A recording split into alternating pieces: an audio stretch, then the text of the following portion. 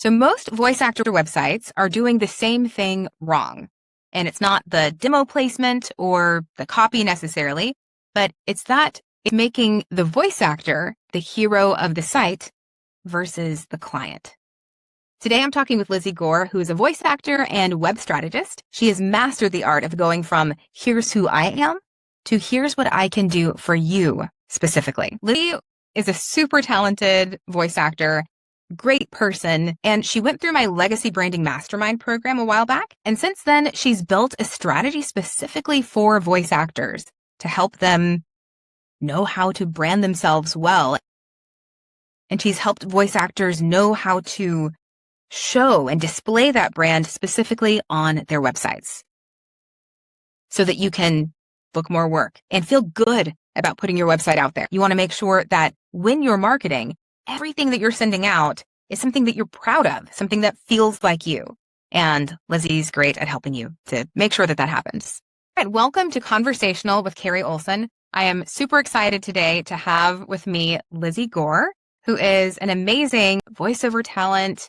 She's a student of mine and just all around great business person. I love having great business people in voiceover because voiceover, it's not just about your voice. It's about success, right? And you learn so much in the voiceover process about yourself and about the way that you interact with and deal with the world and adversities and things coming at you. You learn so much about yourself. And I feel like Lizzie really she's so open about learning more and exploring more about herself through this process of being an entrepreneur.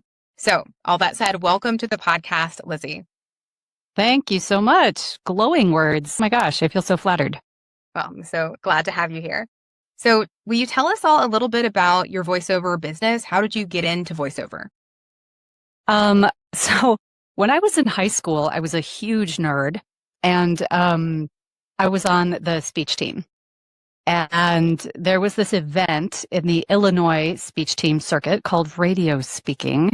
And in the radio speaking event, they would hand you a newspaper. This was in the 90s, so people still read actual newspapers. And you would have an hour to cut stuff out of the newspaper and make a newscast that was exactly 5 minutes long. And you were penalized for every second you went over for 5 minutes and every second you came in under 5 minutes. So it's this very precise art. And I became the Illinois state champion of radio speaking. I know it's because it's not really like anything anyone cares about. But that was kind of my first clue that maybe there's something here, that I should look into. And I was a theater person. So then I was a full-time high school teacher and looking for some extra income and took some classes at Voice Tracks in San Francisco. They taught me well, really appreciate them. And kind of the rest is history. I started freelancing about 15 years ago and I went full-time 2 years ago. Okay, we're going to celebrate that. I love hearing when people go full-time in voiceover. Congratulations. Thank you. Yeah. And where are you based out of? I am in sunny Albuquerque, New Mexico, where, in fact, I'm speaking to you from the attic of one of the characters in Breaking Bad. I live at Mike Ehrmantraut's house. What? Yeah, isn't that crazy? That's insane. You have to give us details, but I have so many questions about how that happened. Well, it just happened to be a house that I saw on Craigslist. And when I moved in, the landlord said, oh, by the way, they filmed part of Breaking Bad here. I was like, oh, okay, well, great. Just one of those fun facts. Yeah. Nice. Cool. Well, I'm glad you mentioned your space because I would love for you to tell us a little bit about your space that you have set up there because you're fairly new to that area. So This is your booth that you had set up. Can you tell us? So for those of you who are watching, you can see where Lizzie is. If you're listening, I'll go ahead and describe it to us, Lizzie. Yeah, so it is very unglamorous. We are not putting a picture of this booth on my website. But I have the blessing to live in a very old brick house. And so the noise floor in here is -70.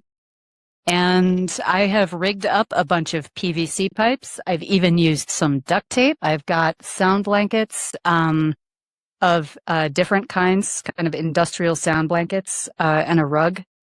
down here, and it does the trick. I always say that it matters what you sound like and not what it looks like. Mm-hmm. So I love it. I mean, I'm all for putting it on your website, but if it doesn't fit your brand and doesn't serve your clients, then, can make that call. Yeah. We'll see. We'll see. Let me get like 50% more famous, and then maybe I'll put it on my website. Well, by that time, you'll probably have a different booth, right? That's probably true. Yeah. Yeah. Okay, awesome. So what type of voiceover work do you do? What's your primary genre, and what do you enjoy doing the most? Sure. I book corporate narration, and yeah, that's kind of the bread and butter, and it's like all this, if you're auditioning, it's all this stuff about digital transformation and AI changing our strategy, and all that stuff is happening right now. Which I love, because actually doing corporate narration teaches you what is happening all over the world, right? Like, it teaches you what's happening in the Canadian health system, and in some rainforest nonprofit in Ecuador, and I'm a nerd, so I really find that bird's eye view of the world fascinating. So I enjoy that. And, I also book a fair amount of commercial work. Favorite jobs are the ones that are a little bit silly. Yeah. So, like, kind of character work, or it's just like a really well written script where you get to do something different than just corporate, jargon. Well, I mean, I'll give an example. There was an ad for a plumbing company where it was this mom calling in, and her children were like flushing all their toys down the toilet. And so I got to sort of turn away from the mic and yell at my kids, like, Johnny, SpongeBob is, and this work is creative work. And when you're working with creative writers and creative directors, it's just, there's kind of nothing better. Yeah. I love that you said, you've mentioned several times that you're a nerd, that you love learning things. And I think that's something that's so helpful in voiceover in general, but specifically if you're going to be doing e-learning or corporate narration work. There's so much, it's so easy to look at a script and say, oh, this is boring. But if you have that kind of inquisitive mind where you're just collecting information all the time, and it's like, that's how I am. It's like impossible for me to be bored by something. And if I don't know what it is, I'm learning about it, and I'm genuinely fascinated as I'm reading through. So I think that's a really helpful personality trait to have for that type of work. Right. Well, and this is something, applause to you, right? Because you focused on this during the legacy branding stuff. Every script you read is an opportunity to learn about your client, so you're spying on your clients all the time, Yeah. Okay. So we're going to dig in a little bit to, you mentioned you started this a while back, got started with, what was it called? Radio? Oh yeah. Radio speaking. Radio speaking. Okay. Mm-hmm. And now you're full time. So there are so many people out there right now who are listening to that and saying, how did you do that? So how did you go full time, and what does that look like? Oh gosh. There was a lot of legwork before I went full time. I had an agent. I don't want to scare people, because not everybody has an agent, right? There's so many paths. My path was build a relationship with an instructor at Voice Tracks who could vouch for me, who could get me in the door for a class with the head of stars in SF. Get my demo recorded, get my demo in his hand, right? Then, okay, I've got representation from stars. That's a good start, right? I'm in the door. Get on Voice 123, free, just kind of perfect the craft of the pay-to-play websites until you're booking some work. And then there's the moment where you're standing at the edge of the cliff and you do the scary leap. And you say, okay, I'm going to stand in my closet for a long time every day and do these auditions. And I'm going to put up with the amazing moment when someone finds me on Voice 123 emails me out of the blue, says, I want to pay you $10,000. And then that's like the best month ever. And then you have 2 months where you book basically nothing, right? And so it takes a real spiritual fortitude to like, and it takes some savings, and it takes like planning your life so that that's not going to break you, you know? But yeah, here we are. And I'm earning enough to get by. And that's like exciting to me. And I know that I'm going to keep growing. Yeah. So you mentioned a few things there, agent, voice 123. I imagine you're doing some outreach as well. Well, that's new, right? So okay. That's new. So I knew that when I went full time, it was only going to be sustainable if I got my act together with some, direct outreach to clients and email marketing. And I knew that before I could do that, I needed a badass website. And so that's how I think that's how I found you. And I was like, okay, I need some guidance. As a person with ADHD, I am terrible with my own executive functioning. I work so much better in a group. And so I needed some guidance. I knew that once I had I didn't want to reach out to clients until I loved how I looked online. And so it took me, I think, like 6 to 8 months to get the headshots I wanted, do the research on the copywriting, and this is after finishing your course. And so I'm just now actually kind of gaining my momentum with the email marketing stuff. Okay. Yeah, I love the front end thought that you put into that. And even just knowing, hey, if I'm going to do outreach, I want to make sure that I feel good about that outreach. I think there are a lot of different philosophies around how to do outreach and how to do it well. And one of those philosophies is just spam everybody. Just try to be as prolific and try to be as many places as you can at once. It matters just as long as you're getting those touches. It doesn't matter what the nature of those touches are. So is that something that sounds like something that was already internalized in you? Like you didn't learn that somewhere. You were just like, hey, if I'm going to be doing outreach, I've got to feel good about it. I mean, I'm a bit of a perfectionist. Like, I'm going to own that. I don't love that about myself, but like, yeah, I just knew that I didn't want to do it until I liked how I looked. I mean, you're not going to, like, you're going on a date here, right? Like, it's like a dating profile. Like, I'm not going to have a crappy dating profile. I'm going to make myself look cute. You want to make yourself look attractive because that is what this is in a way. Yeah. So it sounds like it aligned. I think the webinar that you attended was when I was calling it pre-marketing magic. Is that right? Maybe. Maybe. That was like the intro. I remember like the name of every free webinar you attend. But the whole idea behind that was exactly what you're saying. So most people skip to the marketing part and they say, well, I need leads. So where can I go to get leads? Who do I contact? What are the names of the people? What are the job titles? What are the templates? What do I say to them?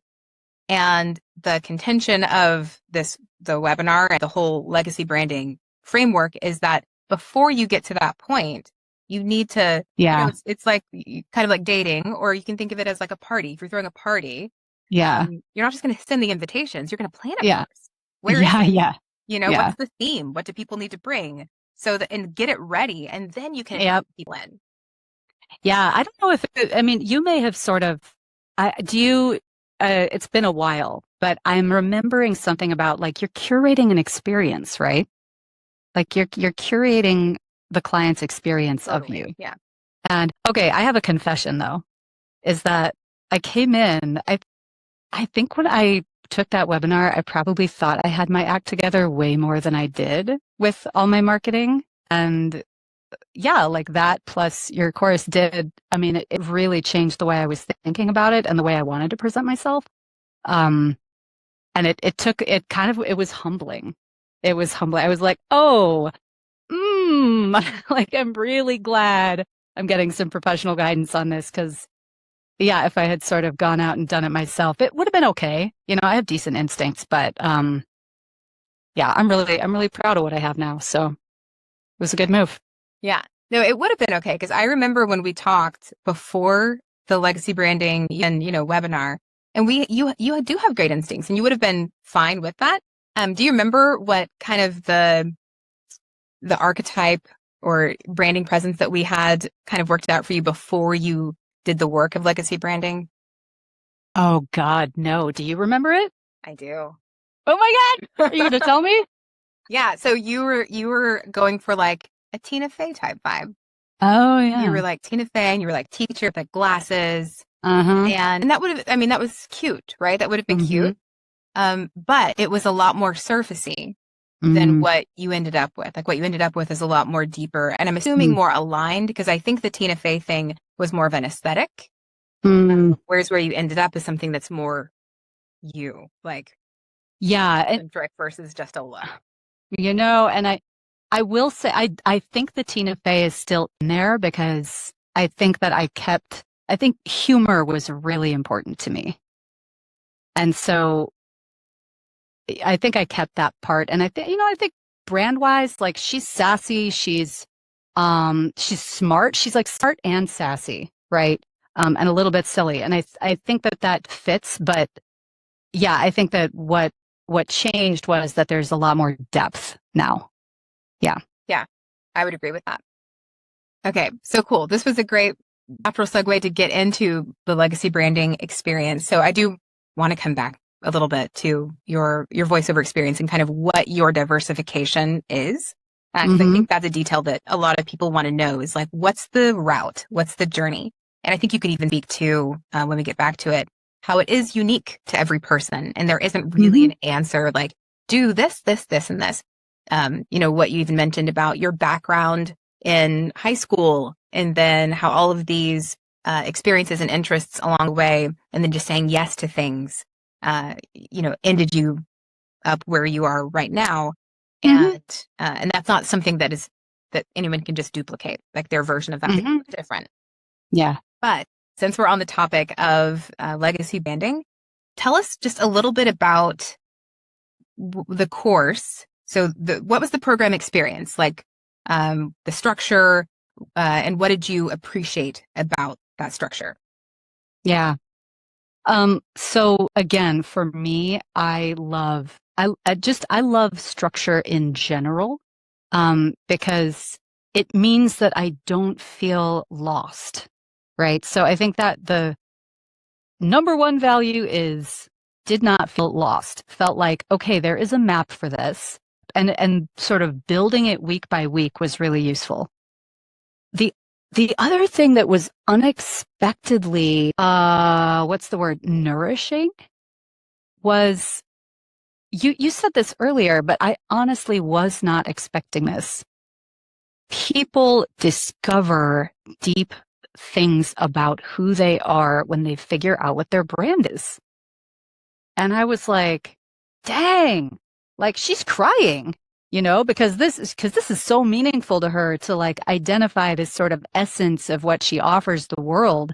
And then and then there's imposter syndrome and people are kind of getting over feeling like they don't deserve to be here. And I mean, it's like it's a little bit therapeutic, you know?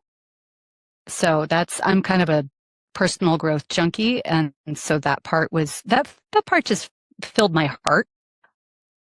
But then, yeah, I think what I walked away with was a kind of a secret weapon, and that felt good. I was like, okay, I I'm excited. I'm excited to go use this.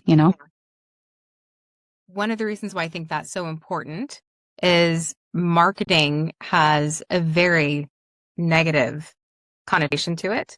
Mm-hmm. And a lot of people just hate the idea of marketing. They hate being marketed to, hate the Mm-hmm. fact that they will probably have to market to in order to book work. And I think especially for voice actors and creatives, that is the opposite of what we want to be doing. It's like, put me in a booth, give me a microphone, let me, Mm-hmm. unleash my inner child in this room Yeah. where no one else can see or hear Right. me, except for Right. obviously Right. asynchronous later when I'm not around, people can hear it. Yeah.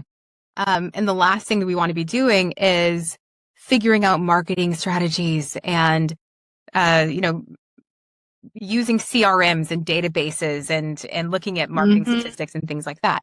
So to hear you say you were excited, and that's, you know, I think that's a huge goal and benefit of the legacy branding framework and the pre-marketing idea is one of the reasons you don't want to market is because the thing that you're putting out there doesn't represent you. It feels fake. And you can feel that, and other people can feel that. But if you can genuinely believe that what you're sending people is not only genuine to who you are, but it's also helpful to the person you're sending them. Yeah. Then that can make you excited to send those emails. Yeah. Yeah. And, you know, let me be really clear here. Like, I was the kid in middle school hiding in the corner, convinced that this boy who came to ask me to dance was doing so out of pity. Okay. So I was not born, right, as a person who loves approaching other people and feels like, oh yeah, what I have to offer the world is amazing. Like, you know, like I am still at some deep, you know, part of myself, like marketing in a little bit of a way is like being a middle schooler and crossing the room to ask somebody to dance. And listen, it's scary, guys. Like, to put yourself out there like that. And, you need a group of people who has your back and is cheering you on, you know, because you're going to get rejected a lot or, you know, you're going to not get picked a lot. And, yeah, it's just, you got to just have fun doing it anyway. Yeah. We were a little bit before we got on, and I mentioned how one of the things that's so important to me in my, you know, anything that I offer, courses, programs, is that it is actionable. I don't want to be the person who just loads people down with information and you've got pages upon pages of theory and data. And next year you're in the exact same spot as you are now. And so another disadvantage of going through that process is just psychologically, you're more likely to do something that you enjoy than something that you hate. And as a business person, there are a lot of things we have to do that we don't enjoy. That's just the way it is.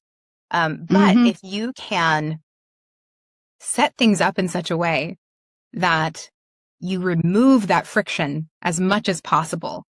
So, and not only remove the friction, but like make it actually fun, you know, add lubricant, if you will. You know, then you're just so much more likely to do it, and you're not going to book work if you don't market. And so the legacy branding thing is almost I mean, you could, yes, could you get by without it? Sure, maybe. But for some people, they will stall out because they will lose that momentum and they'll get too discouraged by sending out these rote emails that feel insincere and that weighs on you. So it really helps to hedge against that atrophy happening. Exactly. Right. Because it feels better to be writing those emails as yourself than it does to be writing them. It's hard. Was it Aristotle that said, see, I got to Google this. I'm not going to do that right now, but, you wear the mask too long, it becomes your face, right? It's uncomfortable. It is uncomfortable to wear a mask all the time. I mean, you have to have a mask, right? Your brand is not going to be the whole you, right? Which is why I'm not putting a picture of this booth on my website. The mask has to feel enough like you that it doesn't chafe your face, you know? Right. Yeah. That's great. I was just Googling that. Let's see. It says it's frequently attributed to authors like George Orwell. Oh, I'm only 2,000 years off on that one. No bigs. I'm sure Aristotle believed it. If he didn't say it, he should have. Yeah. Yeah. So you wear the mask too long, and right. And I think that is, you know, I wanted to ask you, like, one of the things that you said about being in legacy branding was that it helped you to see that you could actually be yourself in your So did you have the idea beforehand that you did have to wear a mask? It had to be this either filtered or just fake version of yourself in order to market? Absolutely. Which is sort of an extension of just, I think, being a neurodivergent person and a weirdo in the world. Like, you kind of walk around all the time feeling like you have to change who you are for other people. And I've done that in a lot of professional settings. And yeah, it was really nice to say, oh, wait a minute, like, this version of me could be on the website. This version of me could be sending emails and talking, and that might actually be attractive to people. Like, wow. Yeah. Yeah, I love that because it's not just this version of me could. It's like this should be. Like this is actually the stuff that's going to draw people to you. It's always those weird things. I'm sure we could think of some specific moments from our group cohort that we did that you were in, where there were things that people would say as an aside. And we would go, wait, you're just now mentioning that? That's the whole thing. Like things that seem so mundane to us because it's our own background. You don't realize, no, that's what we're interested in. That's what we need to be like elevating and putting. And I think especially, when it's so easy to just have AI write your bio for you and just make everything look the same. And it can be super, servicey and not show you. That's really easy to do. Like, this is the time to be weird. Like the weird stuff about you, absolutely. Put it at the top because other humans want to connect with other humans. Yeah, especially right now. Just say, especially right now, when AI is getting so good at seeming almost human, Yeah. Yeah. So this is just I'm just personally curious. So, because I know from my voiceover journey, you said that doing these branding sessions almost felt therapeutic. And I would take away the almost, because in my personal experience with getting voiceover coaching, it was 100% therapeutic for me. And I mean, changed who I am as a person, or not changed, but I felt free to bring out a lot of the things that I had been keeping kind of dormant. And voiceover work and voiceover coaching sessions, you can't hold yourself back when you're doing voiceover work. That vulnerability has to come out. The real has to come out. You have to be able to connect with your script, connect with your audience. There's this empathy that has to exist, and you can't do that when you're closed off. So I'm just curious about if there were ripple effects of this process in your personal life. Do you see it affecting the way that you live outside of the booth also? That is a good question. Do you have any background music you could play while I think about that? Absolutely. Cool. Huh.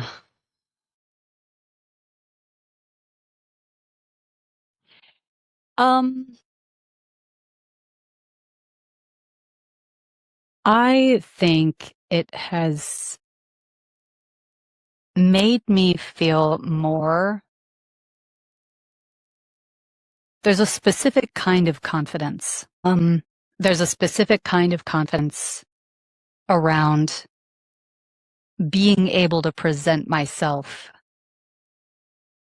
not having to shrink, about shining as damn bright and being as loud or clever or assertive or whatever as I want to in a conversation or a meeting or my neighborhood association meeting, right? Like, I guess it's and listen, I mean, I've been a high school teacher. I was a community organizer. Like, I used to meet with 20 people face to face a week, but I think, there's always sort of a little bit of fear.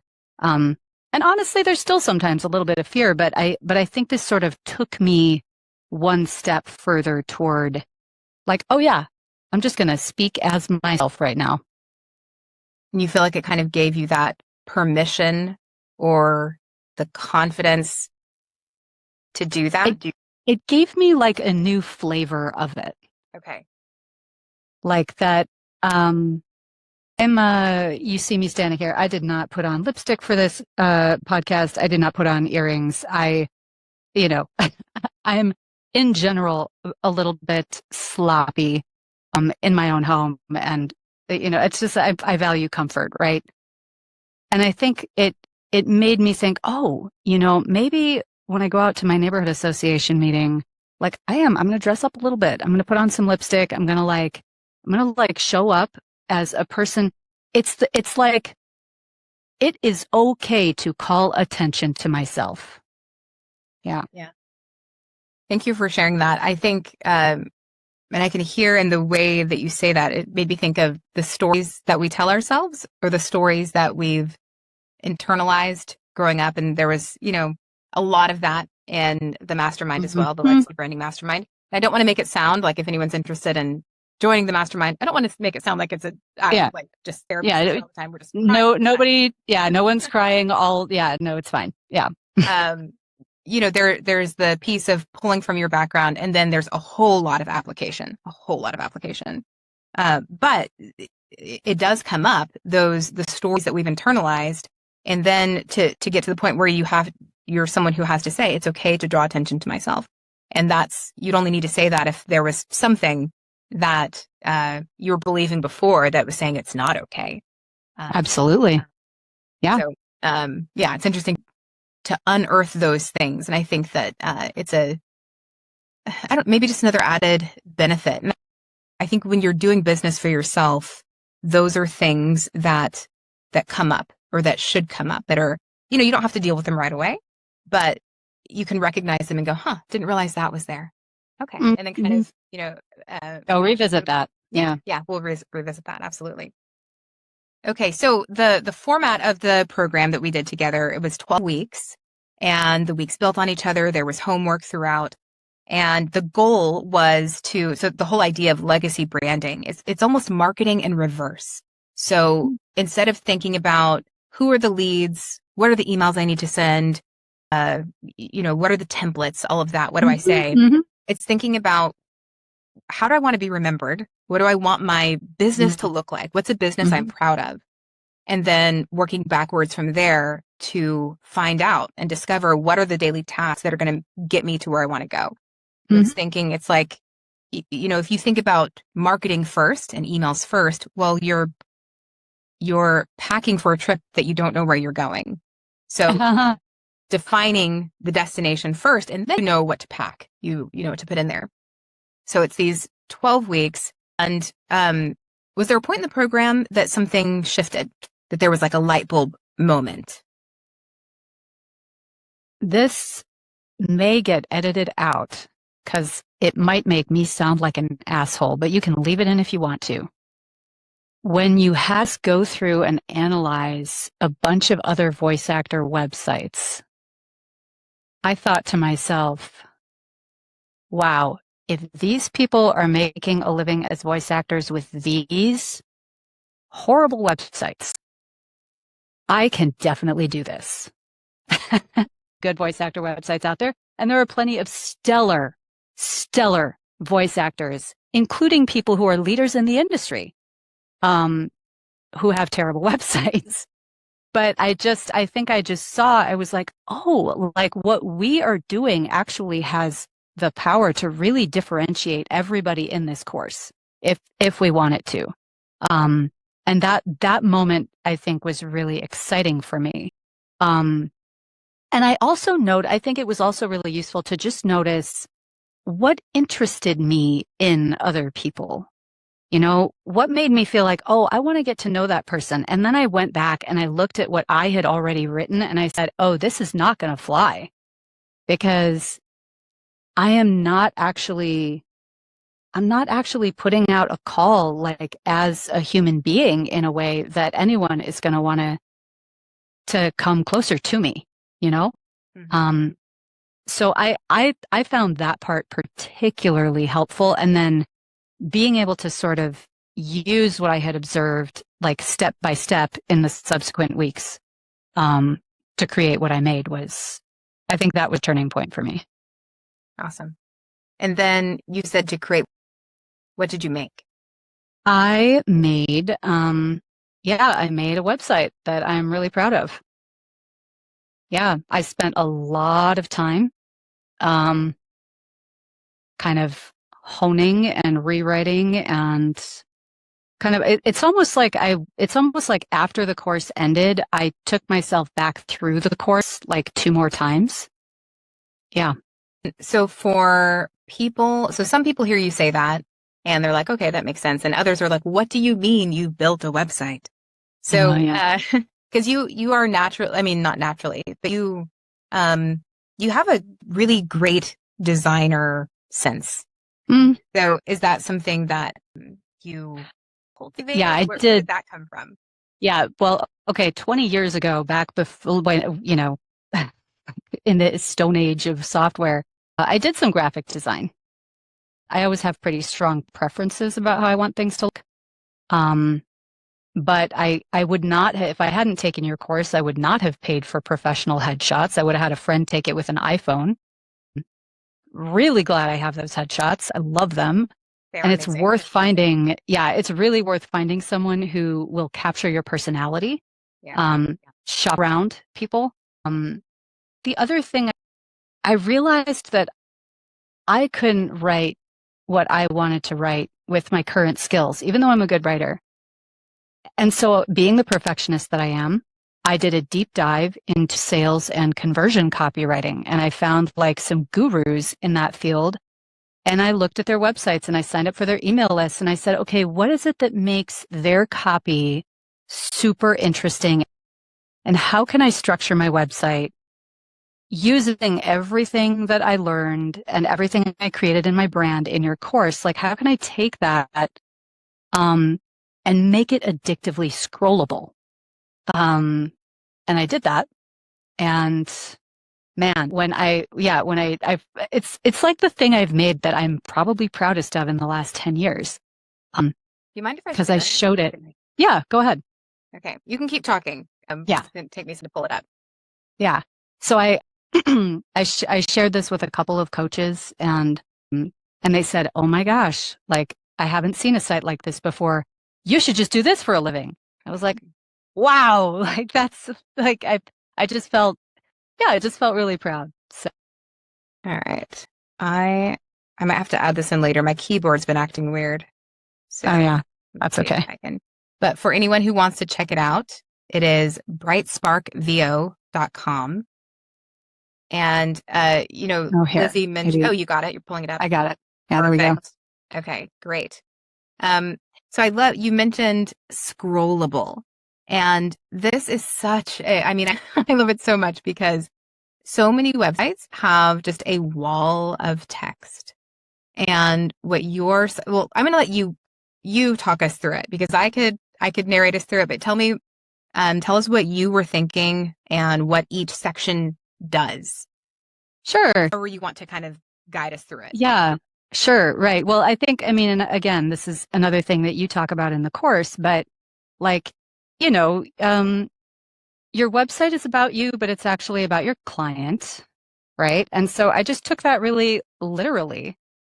And I mean, what client doesn't want to say like, "Oh, I have time for a nap in the middle of my day." And I had an actual client tell me that my session was so, I was so easy to direct that they had time to take a nap before their next meeting. I was like, that makes me really happy, right?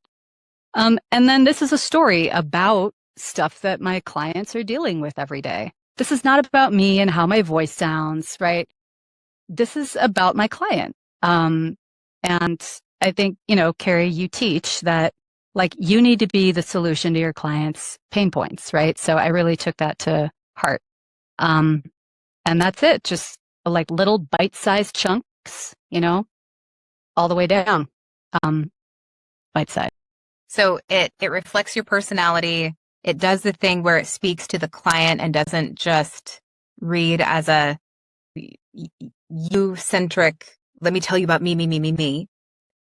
And then the color palette and design just screams you. And then of course your headshots that you mentioned fit perfectly and reflect the whole vibe of the site. So I love it.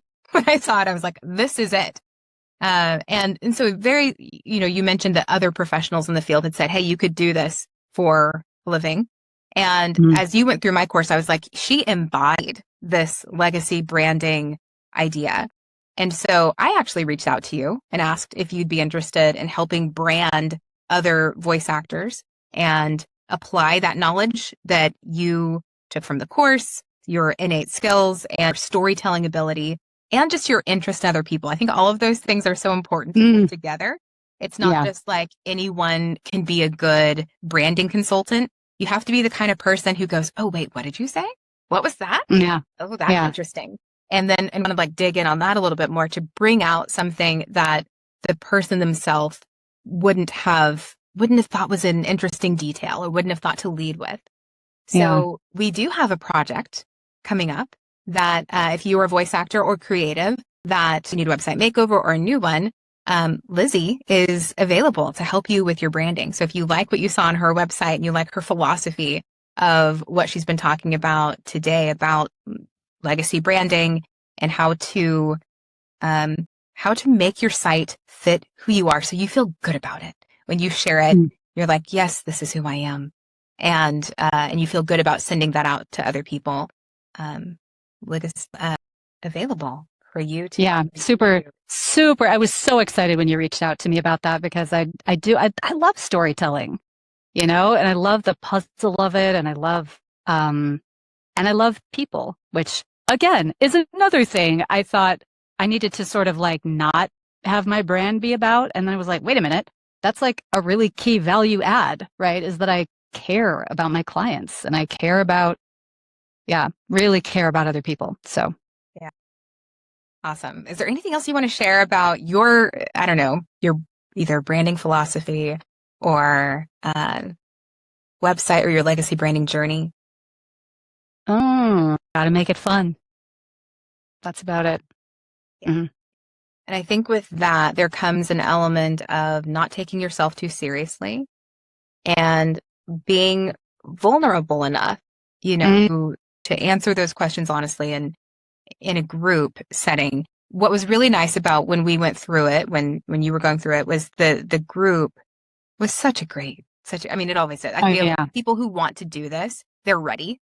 And so they're willing to share and open and no one was selfish about it. No one was like, I'm in we were talking about the people in the cohort being, is that where we were going with that? Vulnerable. Yeah. You were talking about vulnerability. Yeah. Yeah. Everyone was willing to share, and you have to be willing to do that in order for it to work for you. So you could theoretically go through the cohort and leave with, your brand and all of that and it not feel like you. But that's because if you didn't offer everything that you had to offer and get the feedback from everyone else. And it was so nice too how everyone was willing to offer feedback on other people's branding and not just their own. All right. Awesome. Well, thanks so much and see you soon. Okay. Bye. All right. Thanks for listening to Conversational with Carrie Olson. You can find this episode on YouTube, on my website, carrieolsonvo.com/podcast. And if you'd like some more information on the website makeover, you can text VOICE to 55444.